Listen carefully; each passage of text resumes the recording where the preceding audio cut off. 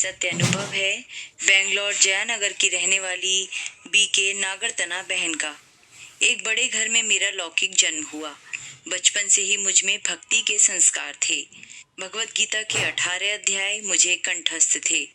गीता स्पर्धा में बहुत इनाम लिए थे। ब्रह्मा बाबा से मुझे बहुत प्यार है क्योंकि मेरा लौकिक जीवन उनके लौकिक जीवन से बहुत मिलता है। मैंने भी उनकी तरह 12 गुरु किए थे। मैं भी उनकी तरह रोज गीता पढ़ती थी। परिवार व रिश्तेदारों में मेरा भी बहुत मान था। जैसे बाबा को भी बाल्यकाल में बहुत वैराग्य था, लेकिन एक दिन सौभाग्य सुंदरी सिनेमा देखा तो उन्होंने शादी कर ली। ऐसा ही मेरे साथ भी हुआ। 17 वर्ष की आयु तक मुझे भी बहुत वैराग्य था। माता पिता सोचते थे कि यह शादी नहीं करेगी, लेकिन मैंने भी एक दिन एक सिनेमा देखा। मेरा भी दिल बदल गया और शादी के लिए मैंने हाँ कर दी। बड़े घर की बहू बन गई। बड़े बड़े साहूकार व्यापारियों के मोहल्ले में हमारा घर था। सब सुख सुविधाएं थीं। काम करने के लिए नौकर चाकर थे। अनगिनत जेवर मेरे पास थे। जेवरों के नए नए नमूने बदली सदली करती रहती थी। 20 साल में डायमंड नेकलेस के 3 नमूने मैंने बदल डाले। बाजार में नई साड़ी का नमूना आता तो सबसे पहले मेरे पास पहुंचता था। हफ्ते में 2 सिनेमा कम से कम मैं देखा करती थी। दिन में एक वक्त बाहर का बढ़िया खाना भी जरूर खाती थी। सुबह उठते ही 2 घंटे पूजा पाठ करती थी। विष्णु सहस्त्र नाम श्रद्धा से रोज गाती थी। इतना सब होने पर भी अंदर से महसूस होता था कि मैं बहुत खाली हूँ, मुझे अभी कुछ और पाना है। ब्रह्मा कुमारी संस्था में जाने वाले बहुत से लोग मेरे घर के आसपास रहते थे।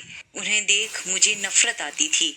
जब वे रास्ते में मिलते और ज्ञान की बातें सुनाते तो मुझे बहुत गुस्सा आता कि जब मैंने पूछा ही नहीं तो मुझे ये क्यों सुना रहे हैं। फिर मैं सोचती इनसे छिपकर दूसरे रास्ते से जाना चाहिए। कभी जब कोई बीके सामने से दिख जाता तो यह सोचकर कि ये फिर से ज्ञान सुनाएंगे, मैं रास्ता बदल लेती थी। इनके सफेद कपड़े और पूरी बाजू के ब्लाउज मुझे जरा भी अच्छे नहीं लगते थे। मैं कहती थी मैं मर जाऊं तो भी ब्रह्मा कुमारी संस्था में पांव नहीं रखूंगी। लेकिन समय ने पलटा खाया और मुझे भविष्य से वैराग्य आने लगा।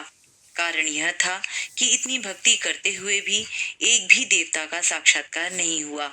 मन में आया कि अब साकार को छोड़कर निराकार की उपासना करनी चाहिए। ऐसा सोचते समय शिवलिंग मेरे सामने आया। शिव भोलेनाथ की तपस्या करूं, यह विचार मेरे मन में आने लगा। एक दिन पड़ोस में रहने वाली ब्रह्मा कुमारी माता ने कहा कि अरे हमारे यहाँ भी तो और कुछ नहीं करना, सिर्फ शिव को ही याद करना होता है। यह सुनते ही मेरे मन में याद याद याद यह शब्द गूंजने लगा। आखिर मैंने फैसला किया कि ब्रह्मा कुमारी संस्था में क्या सुनाते हैं जरा देख के तो आऊं। मैं माताजी और बड़ी बेटी को लेकर वहां गई। सन 1976 नवंबर का मास था।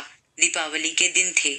7 दिन में हम तीनों का एक साथ अलौकिक जन्म हो गया। सारा ज्ञान समझ में आ गया।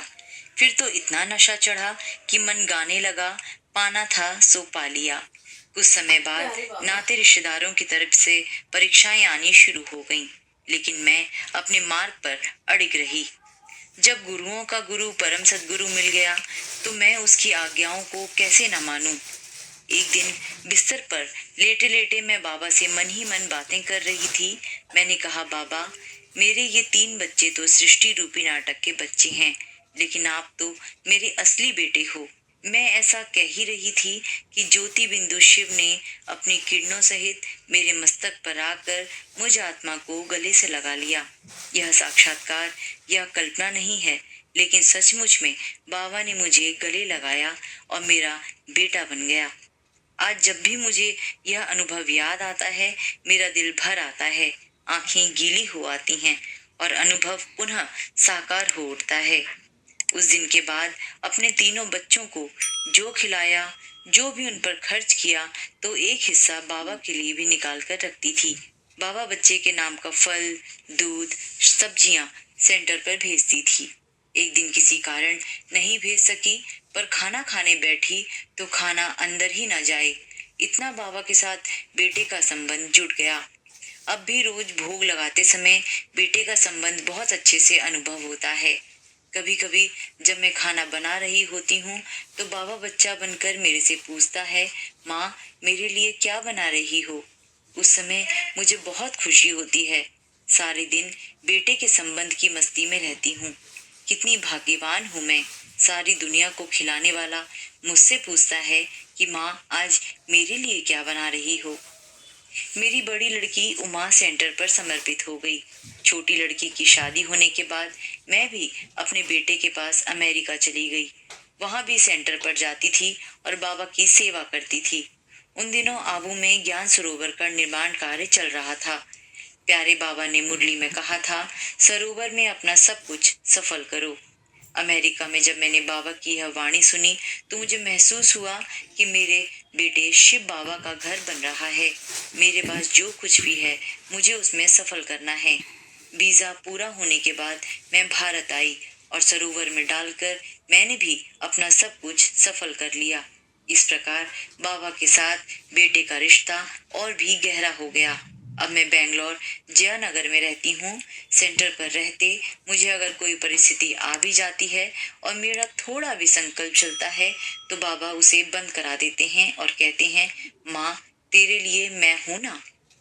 तो ये था बेंगलोर जयनगर की रहने वाली ब्रह्मा कुमारी नागरतना बहन का सत्य अनुभव। अगर आपके